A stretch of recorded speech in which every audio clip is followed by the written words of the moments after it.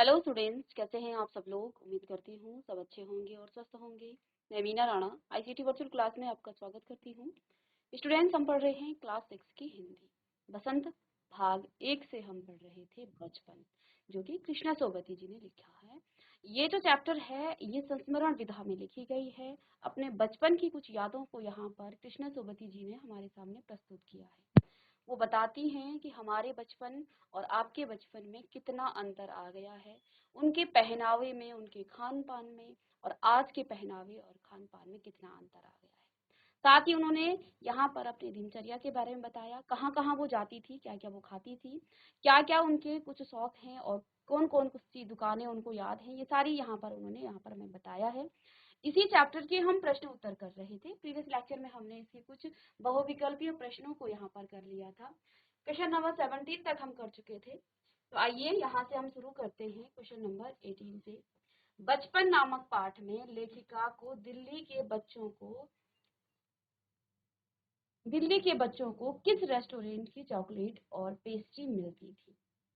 तो blue, Pacific, bangles, London हिल या उपयुक्त में से कोई नहीं। चलिए बताइए। यहाँ लेखिका ने जिक्र किया है कि बचपन नामक पाठ में लेखिका को दिल्ली के बच्चों, यहाँ लेखिका ने बताया कि उस समय जो है दिल्ली में रहने वाले बच्चों को जो है ये चॉकलेट जो है मिलती थी, ये पेस्ट्री उनको मिलती थी।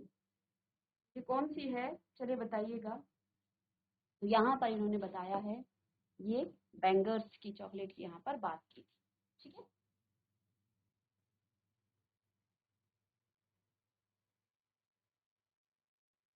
चलिए नेक्स्ट क्वेश्चन है। बचपन नामक पाठ में लेखिका को किस रंग की ट्यूनिक याद है।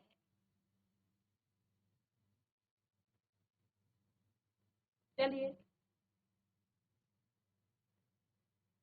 तो यहाँ उन्होंने ग्रे रंग की ट्यूनिक की बात की है।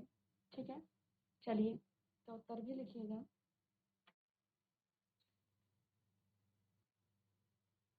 और प्रश्न नंबर 20 है यहाँ पर। लेखिका के अनुसार दिल्ली और शिमला में रहने वाले बच्चों की खाने की पहली पसंद निम्नलिखित में से कौन सी थी। चॉकलेट, कचौड़ी, समोसा या गोलगप्पे। तो यहाँ लेखिका ने बताया कि दिल्ली और शिमला में, तो शिमला में जो है उनका ननिहाल था और दिल्ली में वो रहा करती थी। तो यहाँ उन्होंने बताया कि दिल्ली और शिमला में रहने वाले जो बच्चों के खाने की पहली पसंद निम्नलिखित में से कौन सी थी। तो चॉकलेट। ठीक है, चॉकलेट तो सभी खाते हैं बच्चे। चलिए अब यहाँ पर कुछ प्रश्नों के उत्तर हम यहाँ पर करेंगे। ये तो आपके कुछ बहुविकल्पीय प्रश्न थे। अब देखिए, पहला प्रश्न है, उम्र बढ़ने के साथ साथ लेखिका में क्या क्या बदलाव हुए। उम्र बढ़ने के साथ साथ लेखिका में क्या क्या बदलाव हुए, पाठ से मालूम करके लिखिए। यहाँ लेखिका ने हमें बताया कि जैसे ही मेरी जो उम्र है वो बढ़ी, इसके साथ साथ जो है मेरे मुझ में न जो है उनके खान पान में, उनके रहन सहन में, उनकी जो पसंद है, उन सभी में क्या आया, परिवर्तन आया। तो यहाँ पर किन किन बातों का उन्होंने यहाँ पर जिक्र किया है। ठीक है, तो लिखिएगा, उम्र बढ़ने के साथ साथ लेखिका में क्या क्या बदलाव हुए, पाठ से मालूम करके लिखिए। तो इस पाठ से ही आपको लिखना है। तो उम्र बढ़ने के साथ साथ लेखिका के पहनावे में काफी बदलाव आए। पहले वे रंग बिरंगी कपड़े पहनती थी, नीला, जामुनी, ग्रे, काला, चॉकलेटी, और अब गहरे नहीं हल्के रंग पहनने लगी। तो सबसे पहले तो उन्होंने अपनी उम्र के बारे में हमें बताया इस चैप्टर में कि मेरी उम्र कितनी है। फिर उन्होंने अपने पहनावे में जो बदलाव आया है उन सब के बारे में हमें बताया है कि उनके पहनावे में कितना अंतर आ गया है। तो उन्होंने बताया कि पहले वो कैसा पहनती थी, नीला, जामुनी, ग्रे, काला, चॉकलेटी, और अब वो गहरे रंग, है ना, अब गहरे नहीं हल्के रंग पहनने लगी हूँ। तो जैसे जैसे लेखिका की उम्र बढ़ी, वो जो है अब गहरे रंग नहीं पहनती हैं बल्कि हल्के रंग पहनने लगी है। ठीक है, पहले वे फ्रॉक, फिर निकर वॉकर, स्कर्ट, लहंगे, गरारे, परंतु अब जो है चूड़ीदार और घेरदार कुर्ते पहनने लगी है। उन्होंने बताया कि बचपन में उन्होंने कुछ फ्रॉकों की यहाँ पर बात भी की है और उनके बारे में बताया है और अभी भी उनको वो फ्रॉक याद है। कहती हैं बचपन में सबसे पहले तो वो फ्रॉक पहना करती थी, उसके बाद वो निकर और वॉकर पहनती थी, फिर उन्होंने स्कर्ट पहनना शुरू किया, फिर लहंगे, फिर गरारे, लेकिन अब कहती हैं कि वो घेरदार कुर्ते पहनने लगी, चूड़ीदार और घेरदार कुर्ती वो पहनने लगी। कहती हैं उम्र बढ़ने के साथ खाने में भी अब काफी बदलाव आए हैं। तो जैसे जैसे उम्र बढ़ी लेखिका की तो उनके खाने में भी काफी बदलाव आए हैं। ठीक है, चलिए लिखिएगा इसका उत्तर।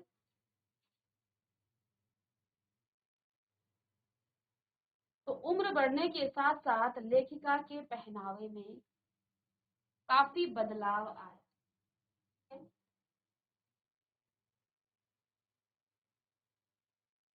अब आपको अपने पाठ से बताना है कि ये बदलाव कहाँ कहाँ और कैसे कैसे बदलाव आए हैं। तो यहाँ लेखिका ने जैसे कि हमें बताया है कि देखिए पहले वो रंग बिरंगे कपड़े पहनती थी, ठीक है, लेकिन धीरे धीरे जो है जैसे जैसे उनकी उम्र बढ़ी उनके जो शौक हैं वो कपड़े जो हैं अब वो हल्के पहनती है। ठीक है, पहले वो गहरे और रंग बिरंगे कपड़े पहना करती थी।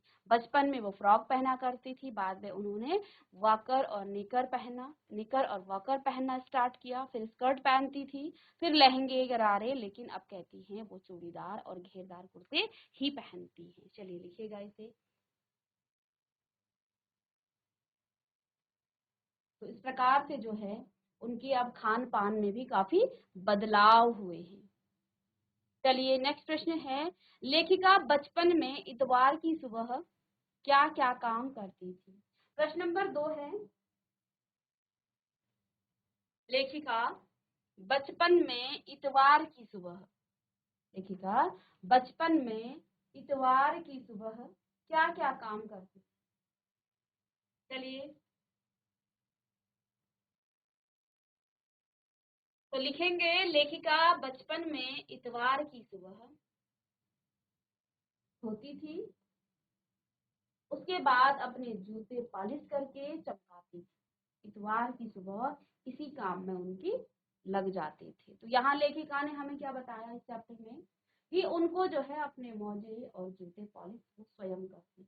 ठीक है ना, तो यहाँ वो इतवार की सुबह को अपने सबसे पहले तो अपने मोजे धोती थी, साथ में अपने जूतों पर पॉलिश भी करती थी और इतवार की सुबह उनकी इसी में जो है बीत जाती थी। ठीक है, इसी काम में वो लगे रहते थे। चलिए लिखिएगा। लेखिका बचपन में इतवार की सुबह अपने मोजे धोती थी, उसके बाद अपने जूते पॉलिश करके चमकाती थी, इतवार की सुबह इसी काम में लगाती थी। चलिए नेक्स्ट प्रश्न है आपका, तुम्हें बताऊंगी कि हमारे समय और तुम्हारे समय में कितनी दूरी हो चुकी है। यह कहकर लेखिका क्या क्या बताती है। तो लेखिका ने यहाँ पर क्या कहा है कि मैं तुम्हें बताऊंगी कि तुम्हारे समय और हमारे समय में कितनी दूरी हो चुकी है, खान पान में, उनके पहनावे में और उनके जो शौक हैं उनमें कितना बदलाव आ चुका है, कितनी दूरी आ चुकी है, ये कहकर उन्होंने यहाँ पर क्या क्या बातें बताती हैं। तो चलिए इसको लिख लीजिएगा प्रश्न को पहले। तुम्हें बताऊंगी कि हमारे समय और तुम्हारे समय में कितनी दूरी हो चुकी है। चलिए तो देखिए यहाँ लेखिका ने बताया कि तुम्हें बताऊंगी कि हमारे समय और तुम्हारे समय में कितनी दूरी हो चुकी है। यह कहकर लेखिका बताती हैं कि उन दिनों मनोरंजन के लिए कुछ घरों में ग्रामोफोन थे, परंतु उनके स्थान पर आज हर घर में रेडियो और टेलीविजन देखने को मिलता है। कुल्फी की जगह उन्होंने बताया आइसक्रीम ने ले ली है, यानी कि पहले जहाँ कुल्फी हम खाया करते थे अब जो है आइसक्रीम खाते हैं। कचौड़ी और समोसे की जगह जो है पेटीज में बदल गया है, यानी कि पहले खान पान में कचौड़ी और समोसा दिया जाता था, लेकिन अब जो है उसकी जगह ले ली है किसने, पेटीज ने। सहतूत और फालसे और जो खसखस के शरबत का स्थान ठीक है। खसखस के शरबत का स्थान कोक और पेप्सी ने ले लिया था। तो यहाँ पर ये कुछ बदलाव बताए हैं किसने, लेखिका ने, कि आज और पहले के समय में कितना अंतर आ चुका है। ठीक है। तो आज जहाँ मनोरंजन के सभी साधन हर घर में हैं, हर किसी के पास हैं, और अब तो टेलीविजन के लिए, अब मनोरंजन के लिए टेलीविजन भी पीछे छूट गया है। अब मोबाइल फोन जो है सभी जगह जो है ये सबका प्रचार और प्रसार हो रहा है, हर व्यक्ति के पास जो है मोबाइल है। तो अब मनोरंजन में टेलीविजन की भी अब आवश्यकता बहुत कम हो रही है। ठीक है। लेकिन जहाँ रेडियो और टेलीविजन एक समय था, ये बहुत का चलन चला था, है ना। लेकिन अब ये भी धीरे धीरे कम होता जा रहा है। रेडियो तो हो ही चुका है, लेकिन टेलीविजन का जो समय है वो भी धीरे धीरे अब कम होता जा रहा है। ठीक है। तो धीरे धीरे क्या होता है, समय के साथ परिवर्तन होता है, टेक्नोलॉजी बढ़ती है, तो नई चीजें आती हैं, जो पुरानी चीजें हैं वो धीरे धीरे छूट जाती हैं। तो यहाँ पहले ग्रामोफोन यूज होता था, इन्होंने यही बताया यहाँ पर कि जो है मनोरंजन के लिए उन्होंने यहाँ पर बात की है, क्या, ग्रामोफोन थे कुछ घरों में, वो भी कुछ घरों में। धीरे धीरे देखिए जब टेलीविजन आया, रेडियो रहते थे शुरू में, तो कुछ लोगों के पास ही रेडियो रेडियो थे, सभी के पास नहीं थे। धीरे धीरे धीरे ये इसका भी समय गया, टेलीविजन आया, कुछ लोगों के पास रहा शुरुआती दौर में, लेकिन धीरे धीरे ये भी जो है अब चलता है। लेकिन अब जो है जैसे जैसे टेक्नोलॉजी आगे बढ़ेगी तो ये भी जो है धीरे धीरे छूटता जाएगा। तो ये जो है समय के साथ जो है चीजें और टेक्नोलॉजी भी आपकी जो है क्या होती है, आगे बढ़ती है, तो फिर ये चीजें आपकी छूट ही जाती है। तो यहाँ पर उन्होंने कुछ खाने की चीजों की भी बात बताई है कि कुल्फी जो है अब आइसक्रीम हो गई है। पहले समोसा और कचौड़ी खाई जाती थी, लेकिन अब उसकी जगह लोग पेटीज खा रहे हैं। ठीक है। अब पहले जो है शरबत का स्थान अब किसने ले लिया है, कोक और पेप्सी ने ले लिया है। चलिए, प्रश्न नंबर 4 है, पाठ से पता करके लिखो कि लेखिका के चश्मा लगाने पर उनके चचेरे भाई उन्हें क्यों छेड़ते थे। ठीक है। तो देखिए लेखिका ने बताया कि जब उनको शुरू शुरू में जो है चश्मा लगा, तो उनके एक चचेरे भाई ने उनको चिढ़ाया। ठीक है। और तो उन्होंने क्यों छेड़ा अपनी बहन को, ये आपको बताना है। तो लेखिका के चश्मा लगाने पर उनके चचेरे भाई उन्हें छेड़ते थे, क्योंकि पहली बार चश्मा लगाने के कारण वह कुछ अजीब सी लग रही थी। उनके चचेरे भाई उन्हें छेड़ते थे कि आंख पर चश्मा लगाया ताकि सूझे दूर की, यह नहीं लड़की को मालूम सूरत बनी लंगूर की। तो यहाँ पर उन्होंने क्या कहा, आंख पर चश्मा लगाया ताकि सूझे दूर की, यह नहीं लड़की को मालूम सूरत बनी लंगूर की। देखिए जब भी कोई भी बच्चा या कोई भी व्यक्ति जो है नए नए में चश्मा लगाता है, तो उसे भी खुद भी अटपटा सा लगता है और वो दिखने में भी थोड़ा सा अटपटा दिखता है। तो जब उनके चचेरे भाई ने उनको पहली बार देखा तो उन्होंने क्या कहा, आंख पर चश्मा लगाया ताकि सूझे दूर की, यह नहीं लड़की को मालूम सूरत बनी लंगूर की। चलिए इसको लिखिएगा।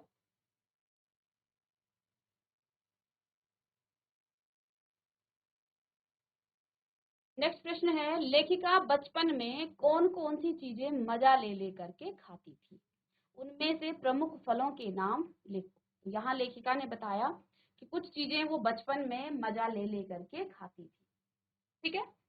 उनमें से आपको कुछ फलों के नाम भी यहाँ पर बताना। तो लेखिका ने क्या कहा कि बचपन में चॉकलेट और चने जोर गरम और अनारदाने का चूर्ण मजा ले लेकर वो खाती थी। ठीक है। यहाँ उन्होंने कुछ फलों के नाम बताए, रसभरी, कसमल और काफल उनकी प्रिय फल है। ठीक है।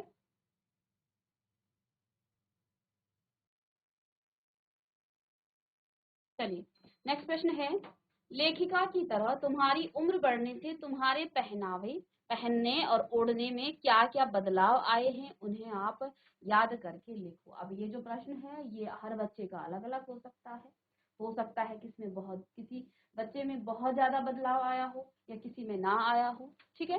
तो यहाँ जैसे कि लेखिका ने बताया कि पहले वो क्या पहनती थी और कैसा वो पहनती थी, किस रंग के पहनती थी, गहरे रंग वो पसंद करती थी बचपन में, लेकिन धीरे धीरे जैसे ही उनकी उम्र बढ़ी तो धीरे धीरे वो अब हल्के और कुछ सफेद पहनने का उनका मन करता है। तो आपको ये प्रश्न करना यहाँ पर किया गया है आपसे कि आपको भी अपने उम्र के साथ, देखिए आप में भी चेंज आते हैं, आपकी जो इंटरेस्ट है उसमें भी चेंज आते हैं, धीरे धीरे जैसे आपकी उम्र बढ़ती है हर चीज में जो है आपको चेंज आ जाता है। तो आपको ये भी लिखना है कि आपके पहनने ओढ़ने में क्या क्या यहाँ पर बदलाव आया है। तो ठीक है, लेखिका की तरह मैं भी जो है पहले फ्रॉक पहनती थी, परंतु अब चूड़ीदार और कुर्ते पहनती हूँ। जरूरी नहीं है यही उत्तर आप लिखें, आप अपना उत्तर लिखें क्योंकि ये प्रश्न आपसे किया गया है। ठीक है, चलिए। लेखिका के बचपन में ग्रामोफोन, घुड़सवारी, शोरूम में शिमला कालका ट्रेन का मॉडल और हवाई जहाज की आवाजें ही आश्चर्यजनक आधुनिक चीजें तुम्हें आकर्षित करती हैं। ठीक है, यहाँ दो बार आ चुका है ये। ठीक है,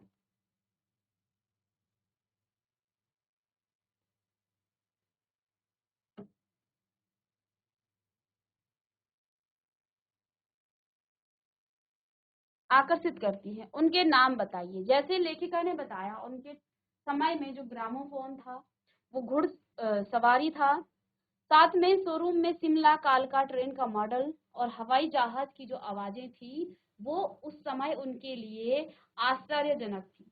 आधुनिक चीजें आपको बतानी है जो तुम्हें आकर्षित करती हैं, उनके नाम आपको लिखने हैं। ये प्रश्न भी आप स्वयं करेंगे क्योंकि आप किस चीज से आकर्षित होते हैं ये आप पर निर्भर करता है। सकता है आप किसी टेक्नोलॉजी वाली चीज को देखकर उसकी तरफ आकर्षित होते हो सकता है आप किसी अन्य चीज को देख करके उसकी तरफ आकर्षित होते हो। तो इस प्रश्न का उत्तर आप स्वयं लिखिएगा। और यहाँ से देखिए इसका उत्तर, यहाँ पर जैसे आज मोबाइल है, ठीक है, किंडल है, मेट्रो ट्रेन हो गई, जैसी आधुनिक चीजें हैं मुझे आकर्षित करती हैं। लेकिन आप इसके अलावा भी अपने इंटरेस्ट के जिस चीज से आप क्या होते हैं आकर्षित होते हैं आप उसे यहाँ पर लिखिएगा। इस प्रकार से ये जो आपका चैप्टर है ये आपका कंप्लीट हो गया है। बचपन, जो कि कृष्णा सोबती जी ने लिखा था, संस्मरण विधा में लिखी गई एक गद्य साहित्य की रचना है। इसके बाद आपका पाठ 3 है जो हम अभी यहाँ पर स्टार्ट करेंगे। चलिए, एक बहुत ही प्यारा चैप्टर है नादान दोस्त, प्रेमचंद जी ने लिखी है और ये चैप्टर लिखा है कहानी विधा में। एक चिड़िया और एक नादान दोस्त। नादान दोस्त क्यों इसका नाम रखा गया है? कई बार हम क्या करते हैं, किसी के लिए अच्छा करना चाहते हैं लेकिन नादानी में हम उसका बुरा कर देते हैं। तो यहाँ एक छोटा सा बच्चा है, वो जो है एक चिड़िया की मदद करना चाहता है लेकिन नादानी में वो उस चिड़िया का बहुत बड़ा नुकसान कर देता है। तो इस चैप्टर का नाम है नादान दोस्त, प्रेमचंद जी ने लिखी है। और आइए इस चैप्टर को हम स्टार्ट करते हैं। चैप्टर का नाम है नादान दोस्त। ठीक है, तो यहाँ पर ये चैप्टर लिखा है प्रेमचंद जी। देखिए चैप्टर में क्या है, केशव के घर कार्निस के ऊपर एक चिड़िया ने अंडे दिए थे। केशव एक लड़का जिसकी हमने बात की कि वो इस चिड़िया की मदद करना चाहता है लेकिन अनजाने में, नादानी में वो इस चिड़िया का बहुत बड़ा नुकसान कर देता है। ठीक है, कई बार हम भी किसी की मदद करना चाहते हैं लेकिन अनजाने में, नादानी में जो है हमसे जो है उसका बुरा हो जाता है। होता है आप लोगों के साथ भी कई बार होता है। ठीक है, तो केशव नाम का एक लड़का है, उसके घर के कार्निस के ऊपर जो है एक चिड़िया ने अंडे दिए थे। केशव और उसकी बहन श्यामा दोनों बड़े ध्यान से चिड़िया को वहां आते जाते देखा करते थे। केशव और उसकी बहन जो है उस चिड़िया पर निगरानी रखते थे, जो आते जाते उसको देखते रहते। सवेरे दोनों आंखें मलते कार्निस के सामने पहुंच जाते, यानी कि और चिड़ा और चिड़िया दोनों को वहां बैठा पाती। तो जैसे ही केशव और उसकी बहन श्यामा उठते तो आंख मलते हुए वो सीधे उस कार्निस के सामने चले जाते और वहां पर चिड़िया और चिड़ा को वो देखते। ठीक है, वहां दोनों को वो बैठा हुआ देखते। उनको देखने में दोनों बच्चों को न मालूम क्या मजा मिलता, दूध और जलेबी की सुध भी न रहती थी। तो ये बच्चे जो है उन चिड़िया और चिड़ा को देखने में इतने मग्न थे कि उनको जो है अपने दूध की सुध नहीं थी, अपनी जलेबी उनको मम्मी जो उनकी माता जी हैं वो रखती थी उसकी भी उनको सुध नहीं थी। यानी कि वो इतना इंटरेस्टेड थे उस चिड़िया और चिड़ा को देखने में कि वो जो है अपना दूध वो भी छोड़ देते थे। ठीक है, दोनों के दिल में तरह तरह के सवाल उठते थे। अंडे कितने बड़े होंगे, किस रंग के होंगे, कितने होंगे, क्या खाते होंगे, क्योंकि देखो छत की जो कार्निस होती है वो थोड़ा हाइट में होती है, ऊंची होती है, तो बच्चे छोटे थे, ठीक है, तो वो वहां नहीं पहुंच पाते थे, लेकिन वो उसे देखते थे, उन दोनों को देखते थे, सुबह उठते ही वो उन्हें देखने चले जाते थे। अब दोनों भाई बहन के मन में जो है तरह तरह के सवाल उठते थे। क्या क्या सवाल उठते थे कि अंडे कितने बड़े होंगे, कि इनके जो अंडे हैं वो कितने बड़े होंगे, यानी कि उन अंडों को वो देखना चाहते थे। किस रंग के होंगे और कितने होंगे, क्या खाते होंगे और उनमें बच्चे किस तरह निकल आएंगे, तो बच्चों के पर कैसे निकलेंगे, घोंसला कैसा है, और लेकिन इन बातों का जवाब देने वाला कोई नहीं था। तो दोनों बच्चे जो है उनके मन में इस प्रकार के सवाल आते थे कि ये अंडे कितने बड़े हैं, कितने अंडे हैं, किस रंग के हैं, ये क्या खाते होंगे, और इन अंडों से जो है बच्चे कैसे निकलेंगे, घोंसला इनका कितना बड़ा है। तो ये सारी बातें जो है इनके मन में ऐसे प्रश्न उठते थे इन दोनों बच्चों के, लेकिन इन प्रश्नों के उत्तर देने वाला कोई नहीं था। न अम्मा को घर के काम धंधों से फुर्सत थी, न बाबूजी को पढ़ने लिखने से, ठीक है। तो यहाँ अम्मा जी को अपने घर के काम से फुर्सत नहीं थी और बाबूजी को पढ़ने लिखने से। दोनों बच्चे आपस में ही सवाल जवाब करके अपने दिल को तसल्ली दे लिया करते थे। अब दोनों बच्चे क्या करते थे, एक दूसरे से सवाल जवाब करते थे और एक दूसरे की तसल्ली कर लेते थे। श्यामा कहती, क्यों भैया बच्चे निकल कर फुर से उड़ जाएंगे। तो श्यामा ने प्रश्न किया, क्यों भैया बच्चे निकल कर फुर से उड़ जाएंगे, प्रश्न किया श्यामा ने अपने भाई से। केशव विद्वानों जैसे गर्व से कहता, नहीं री पगली, पहले तो निकलेंगे बगैर परों की, बेचारे कैसे उड़ेंगे। तो अब देखो किसी को पता नहीं है बच्चे कैसे निकलेंगे, पर किस समय आते हैं चिड़िया के। तो श्यामा बड़े भाई से प्रश्न कर रही है कि जैसे ही, क्यों भैया बच्चे निकल कर फुर से उड़ जाएंगे, लेकिन केशव जो है अब विद्वानों की तरह जैसे गर्व से कहता है कि नारी पगली, पहले तो निकलेंगे बगैर परों की, यानी कि पहले उनके पर नहीं निकलेंगे, बेचारे कैसे उड़ेंगे। श्यामा, बच्चों को क्या खिलाएगी बेचारी। तो अब जो है श्यामा क्या कह रही है, क्या प्रश्न कर रही है कि इनकी माँ इन बच्चों को क्या खिलाएगी। केशव इस पेचीदा सवाल का जवाब कुछ न दे सकता था। तो अब जो है केशव को इस बात पर की बिल्कुल भी जानकारी नहीं थी, बिल्कुल भी कोई आइडिया नहीं था कि वो क्या खिलाएगी, ठीक है, तो वो उसका उत्तर नहीं दे पाया। इस तरह 3-4 दिन गुजर गए। अब क्या हुआ, ये बातें चलती रही और 3-4 दिन गुजर गए।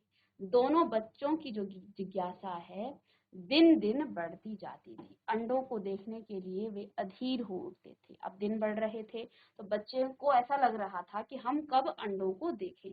उन्होंने अनुमान लगाया कि अब जरूर बच्चे निकल आए होंगे। अब अनुमान निकालने लगे, भाई हो सकता है 3-4 दिन में बच्चे निकल गए होंगे अंडे से बाहर। बच्चों के चारे का सवाल अब उनके सामने आ खड़ा हुआ। अब देखो केशव जो है उत्तर नहीं दे पाया कि इनकी माँ इनको क्या खिलाती होगी। तो अब जो है उनके सामने उनके खाने का सवाल कि इनकी माँ सच में क्या खिलाती होगी, है ना। चिड़िया बेचारी इतना दाना कहाँ पाएगी, ठीक है, कि सारे बच्चों का पेट भरे, गरीब बच्चे भूख के मारे चूं चूं करके मर जाएंगे। अब दोनों में जो है ये बातें चलने लग गई कि देखो इतनी छोटी सी तो ये चिड़िया है और इसके अंडे होंगे ही, 3-4 अंडे तो होंगे ही। अब इतने बच्चों को ये बेचारी चिड़िया जो है इतना दाना कहाँ से कर पाएगी, सारे बच्चों का पेट वो नहीं भर पाएगी। अब क्या कहते हैं, गरीब बच्चे भूख के मारे चूं चूं वो करके मर जाएंगे। इस मुसीबत का अंदाजा करके दोनों घबरा उठे। अब दोनों के मन में सवाल जवाब कर रहे हैं तो दोनों घबरा उठे कि बच्चे मर जाएंगे। दोनों ने फैसला किया कि कार्निस पर थोड़ा सा दाना रख दिया जाए। श्यामा खुश होकर बोली, तब तो चिड़िया को चारे के लिए कहीं उड़कर न जाना पड़ेगा। अब देखिए दोनों बच्चे मदद करना चाहते हैं उस चिड़िया की। तो उन्होंने क्या कहा, दोनों ने अब जो प्लानिंग बना रही ऐसा फैसला किया कि कार्निस के ऊपर हम क्या रख देंगे, दाना रख देंगे, और ऐसे में जो चिड़िया है उसको जो है बाहर से चारे के लिए उसको उड़ना भी नहीं पड़ेगा। केशव, नहीं, तब क्यों जाएगी? अब जब श्यामा ने कहा कि हाँ, अगर हम उसके लिए चारा वहीं रख दें कार्निस के ऊपर तो अब तो ये चिड़िया जाएगी नहीं। तो केशव ने भी क्या कहा, नहीं, तब क्यों जाएगी, क्योंकि चारा तो हम उसे वहां रख देंगे। तो श्यामा ने कहा, क्यों भैया, बच्चों को धूप न लगती होगी? अब क्योंकि कार्निस के ऊपर है, कड़ी धूप भी है। तो श्यामा ने क्या कहा, क्यों भैया, बच्चों को धूप न लगती होगी? तो केशव का ध्यान इस तकलीफ की तरफ न गया था। बोला, जरूर तकलीफ हो रही होगी, बेचारे प्यास के मारे तड़पते होंगे, ऊपर छाया भी तो नहीं है। अब केशव जो है अभी तक तो चारे की वो जो है बारे में सोच रहे थे कि इतने सारे बच्चों को एक माँ कैसे जो है उनके चारे की व्यवस्था करेगी। अब फिर से श्यामा ने प्रश्न किया कि इतनी धूप में इन बच्चों को धूप न लगती होगी, इनका तो प्यास से गला सूख जाता होगा। अब केशव ने जो है, केशव का ध्यान पहले तो इस बात पर नहीं गया, लेकिन जब श्यामा ने बताया तो वो जो है फिर वो भी बेचैन हो गया, बेचारे प्यास के मारे तड़पते होंगे, ऊपर छाया भी तो नहीं है। आखिर यही फैसला हुआ कि घोंसले के ऊपर कपड़े की छत बना देनी चाहिए। अब दोनों ने फैसला किया कि घोंसले के ऊपर क्या कर देंगे, कपड़े की छत बना देंगे। पानी की प्याली और थोड़े से चावल रख देने का प्रस्ताव भी स्वीकृत हुआ। अब दोनों भाई बहन क्या कर रहे हैं, उन चिड़िया के जो बच्चे हैं, बच्चे तो अभी आए नहीं थे, लेकिन वो अंदाजा लगा रहे थे कि शायद बच्चे निकल गए होंगे और इनको जो है अब दाना पानी की व्यवस्था की जाए। फिर श्यामा ने प्रश्न किया कि इनको तो धूप भी लगती होगी, इनको प्यास भी लगती होगी। तो अब इन दोनों ने जो है ये फैसला किया कि इन बच्चों के लिए क्या किया जाए। घोंसले के ऊपर कपड़े की छत बना देनी चाहिए और पानी की प्याली और थोड़े से चावल रख देने का प्रस्ताव स्वीकृत हुआ। तो दोनों बच्चों ने ये प्लानिंग बनाई, दोनों बच्चों ने ये फैसला किया कि छत के ऊपर, घोंसले के ऊपर कपड़े की छत बना देनी चाहिए, यानी कि वो छत बनाना चाहते थे। पानी की प्याली वहां रख देंगे, दाना भी रखेंगे और थोड़े से चावल रख देने का यहाँ पर प्रस्ताव बना। ठीक है, अब यहाँ से आगे इस चैप्टर को हम नेक्स्ट क्लास में पढ़ेंगे कि किस प्रकार से केशव और श्यामा इस चिड़िया की मदद करने के बजाय नादानी में इस चिड़िया का नुकसान कर देते हैं। क्योंकि कई बार हमें जो चीज पता नहीं होती है, हम उसका जो है करना तो मदद चाहते थे। देखो, दोनों बच्चे बहुत सोच रहे हैं उस चिड़िया के लिए, लेकिन होता बिल्कुल विपरीत है, नुकसान हो जाता है चिड़िया का। तो मिलते हैं नेक्स्ट लेक्चर में, इस चैप्टर को हम नेक्स्ट क्लास में कंटिन्यू करेंगे। तब तक के लिए थैंक यू।